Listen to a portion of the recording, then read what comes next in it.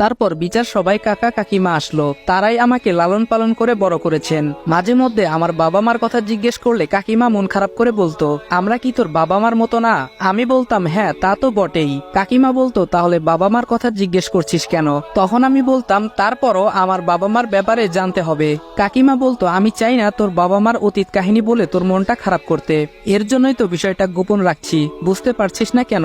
তাছাড়া আমরাও তোকে অনেক ভালোবাসি, আমার মেয়ে তানিশার থেকেও তোকে আমরা আদর যত্ন বেশি করি, তাহলে অতীতের এসব কথা শুনে মন খারাপ করার কোনো লাভ আছে? তখন আমি বলতাম আচ্ছা ঠিক আছে, আর জিজ্ঞেস করবো না এসব কথা। কাকিমা না করার কারণে আমি আর তাকে বলতে বাধ্য করিনি, এর জন্য বিষয়টা আজও আমার অজানা। তারপর কাকা কাকিমা তারা বিচার সবাই এসে শফিক সাহেবের দিকে তাকিয়ে জিজ্ঞেস করতেই তারা চিঠিটা তাদের সামনে ধরলো। তারাও নিমিষেই চুপ হয়ে গেল, তাদের মুখের ভাষা যেন হারিয়ে ফেলেছে। শফিক সাহেব তার মেয়েকে ডাক দিয়ে বিচার সবাই উপস্থাপন করলেন এবং জিজ্ঞাসা করলেন, এই ছেলেই কি তোমাকে চিঠিতে বাজে প্রস্তাব দিয়েছিল মামুনি? রেজিতা বলল, জি আব্বু, এই সেই ছেলে।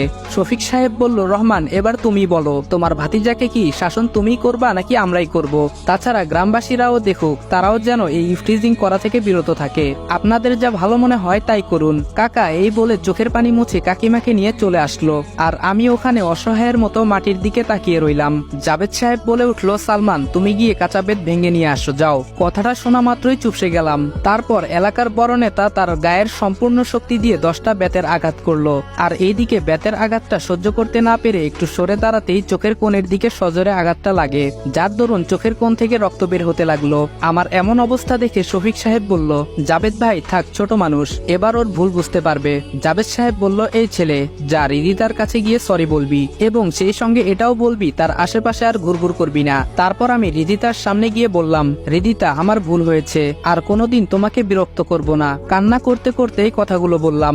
মারের আঘাতে যতটুকু কষ্ট পেয়েছি তার থেকে মান সম্মান ধুলোয় মিশিয়ে গেল, সেটা ভেবেই চোখ থেকে অঝরে পানি পড়ছে। আমার এমন করুণ অবস্থা দেখে রিদিতা মাথা নিচু করে ফেললো। সে হয়তো চাইছিল আমাকে শাস্তি দিতে, কিন্তু এভাবে যে সব হয়ে যাবে সেটা রিদিতা কল্পনাও করেনি। বিচার শেষ হয়ে গেল এবং রিদিতার বাবা শফিক সাহেব এসে আমাকে বলল, এই ছেলে তুমি এটা ভেবে নিও না যে আমার মেয়ে বলে ইফটিজিং এর অপরাধে একটু বেশি শাস্তি দিলাম। আমার মেয়ের জায়গায় অন্য কেউ থাকলেও আমি সেটাই করতাম। আমি বললাম, আপনাদের বিচারে যা শাস্তি আসছে দিয়েছেন, তো এখন আর এসব মানবতার কথা আপনাকে বলতে হবে না। অনেকটা রেগে শফিক সাহেবের মুখের উপর বলে আসছিলাম, উপর দিয়ে রিদিতা শুধু নীরব দর্শকের মতো দেখেই যাচ্ছিল।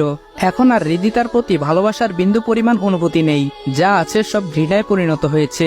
কিন্তু আজ একটা বিষয় কোনোভাবেই মেনে নিতে পারছি না, দোষ করলো দুর্জয়, আর সেটার শাস্তি পেলাম আমি।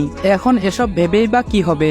দুর্জয় তো রিদিতাকে পাবার জন্য একটা গেম খেলেছে, আমি চাইলে দুর্জয়কে সবার সামনে তার ডেভিল চেহারাটা দেখাতে পারব।